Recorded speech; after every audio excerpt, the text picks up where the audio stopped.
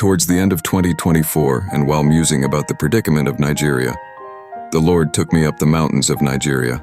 There, I beheld the foundations as a scroll rolled down to reveal the dearth of the situation plaguing the nation. I saw as it was, a screenplay of the various regimes and the spirit at work in them. I became intrigued and sad at the same time, viewing what had become the lot of Nigeria. Wicked politicians, greedy false prophets, and spiritualists had sat comfortably at the gates of Nigeria. Leaders and patriots who had genuine intentions of bringing progress were sidelined and attacked.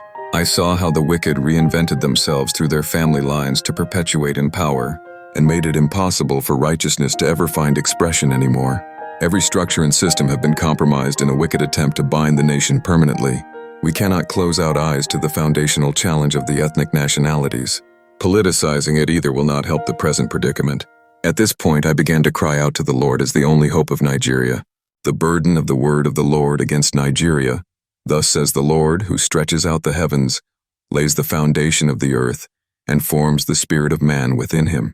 Behold, I will make Nigeria a cup of disappointment and disgrace before all the surrounding people, when they lay siege against Abuja and Nigeria.